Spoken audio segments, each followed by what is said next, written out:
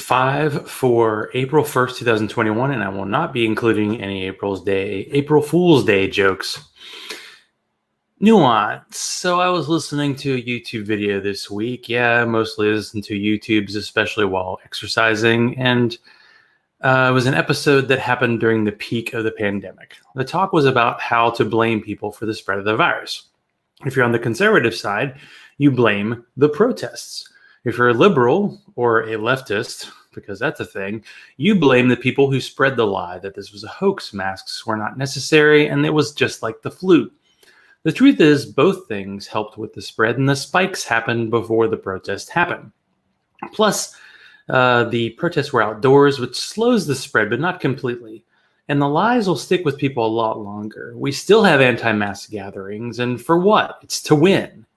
And you win by dying as well.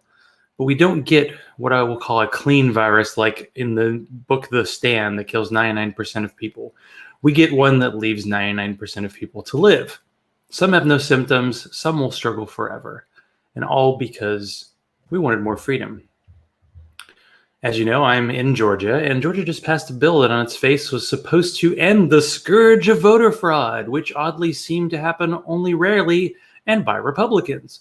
The bill lets local Republican-led offices change results, limits absentee voting, and you're not allowed to hand out water to people waiting in line. I think that the focus is on that part, and that should be on what the Republicans are doing in state houses around the country after they lost the last election. Well, the nationwide election. They did just fine in states. They did pretty well in the House. And, you know, they're only one person away from taking the Senate back. So this election that just happened is a small skirmish in a larger culture war they've been fighting since the 70s. Well, maybe the 50s with the John Birch Society. Americans let out a sigh of relief when Biden won, but to pretend that it's over and the evil empire has been dashed is so short-sighted.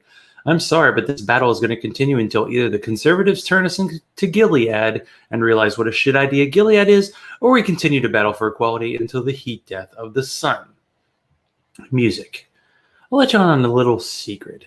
I don't think I've listened to 2 new albums in the past 5 years. When it comes to music, I tend to get stuck in the music of the 90s and the early 2000s. I'd rather check out Blood Sugar Sex Magic than anything nominated for a Grammy this year. I know. I'm 47. I mean, this has been a trend for decades. I remember going to the one skating rink in Atlanta at the time, and the only song they played the entire night that I liked was Karma Police. And yeah, I just listened to all of OK Computer this morning, even the weird computer-generated voice song. Beer.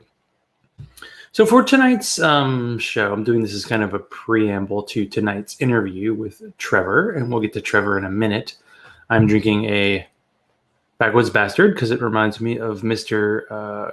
Chris Watson and his crazy facial hair, and of course, Dragon's Milk. So what was the origination for me making these 2 of my favorite beers? Well, Dragon's Milk is a beer that Sharona, on a show I used to do called Going for Two, which was watched by one person. So if you think my subscription numbers are small, we had one person. She used to drink it, and I used to think, this is really boozy. Well, guess how much my tolerance has gone up over the past few years. My tolerance for crap on Twitter probably has gone down, but my tolerance for high alcohol beers definitely through the roof. So this has become one of my favorite beers. It's really one of the, these are the 2 that I know of that are year-round bourbon barrel-based beers. I think the Kentucky bourbon do them, but I didn't like those as much. I feel like those are like a step down. So this is New Holland. I don't know what kind of bourbon is in it. It has a little bit of a bitter flavor, a little bit of a sweet flavor, and it's smooth. You know, I wouldn't mind trying the actual base stout that this is made from. Although every time I seem to get a base stout from a Michigan company, let alone any other company in the country, it ends up being more bitter than an IPA, and I just don't go for that. So Backwoods Bastard is a beer that founders used to make, and then it came out 3 years ago, and I thought, oh, this is one of those limited release beers like most of their beers are. They come out for like a month, and then they're gone for a year and maybe ever. So I went and bought as much as I could, and I found out a month later, this is actually a permanent year-round beer, and I had, you know, a closet full of beer, which I've kind of had ever since.